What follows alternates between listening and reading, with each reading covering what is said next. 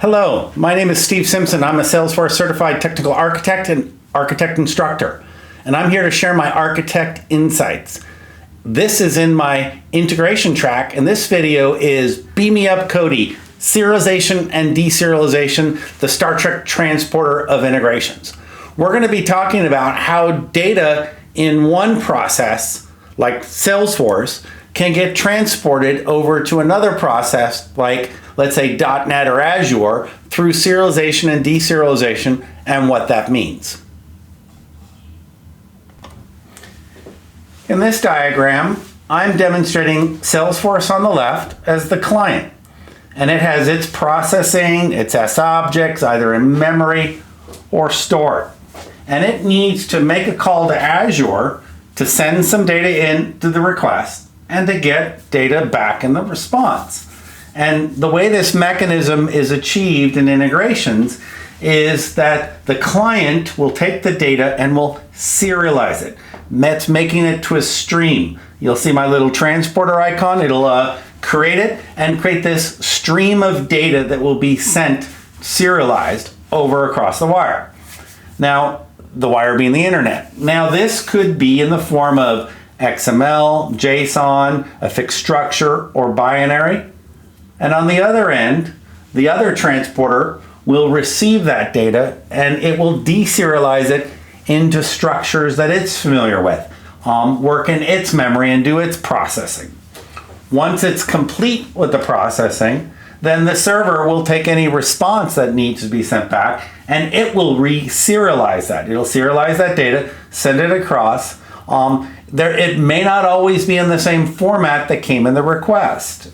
An example would be you could have passed in a JSON request passing in a form, and what could come back is a binary document that was generated. Or you could be sending in a document and getting back a JSON or XML receipt. So the request and the response may not always match. Typically they do. And then what will happen is the server will serialize, and then the client will take the response and deserialize it and continue processing. Now we're going to talk about our potential serialization formats.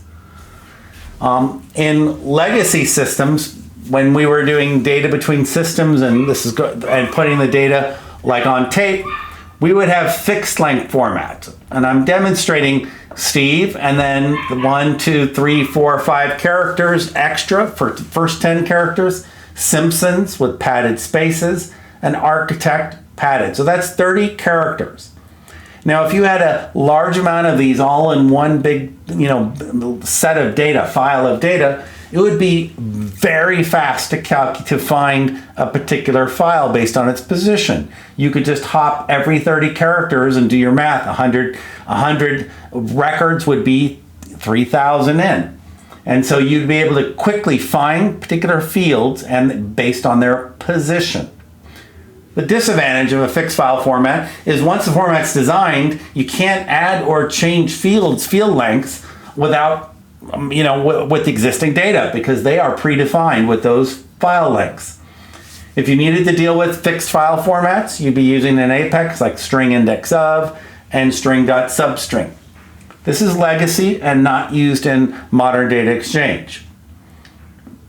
And we go to the next one is XML. In XML, you'll see the opening and close tags. You can see that I can have XML tags, XML, define the version, go to customers, go to the subtag customer, have first name, last name.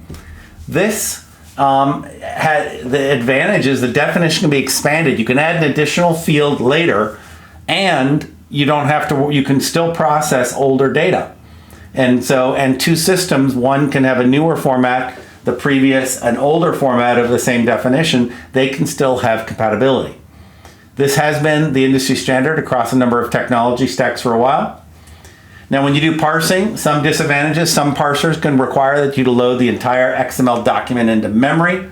You do have to process it as a stream until you get to the record that you want. And XML can have a large amount of wasted space, which you can see that you might have the tags, the first name repeated, the last name repeated. If you were going to be using Apex, you can have the DOM document and use like get root elements and navigate the elements, and get nodes and navigate through the nodes. A newer format, JSON, it's been in the industry for a number of years, and it's becoming the industry standard. You'll notice that the JSON notation, a little bit lighter. The same data is essentially taking up much less space. Same data from XML, taking up less space. So it also has an expandable data definition. It's being adopted by most new systems.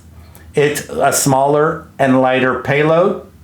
You still may need to hop through the file to get to a particular record, looking for the beginning and end of each record indicator. You can be doing system.json deserialize. You can use the JSON parser. And if you use certain Apex classes, you can use the toString.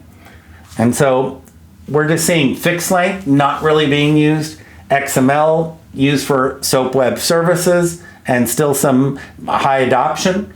But JSON is really migrating because of its smaller, lighter payload. So to summarize, serialization and deserialization is the mechanism for moving data from one system to the other in a common defined format, and that has to be agreed upon. Typically, it's the server that makes that decision, the server process and the client server. And then what happens is the client has to conform by taking any data requests and turn it into that serialized format, passing data in, and then based on the defined return string, receiving back the return and then mapping it. We've seen the benefits of, the comparison between XML, JSON, and even looking at the legacy of fixed file formats. In subsequent videos, we'll be going into JSON, which seems to be where the focus of the industry is going, and we'll be talking about using what's called fixed JSON and variable.json. So we'll be talking about that in subsequent meetings. Hope this was helpful. Thank you for watching. Remember, Control Z can't undo everything, but subscribing and learning can. You take care.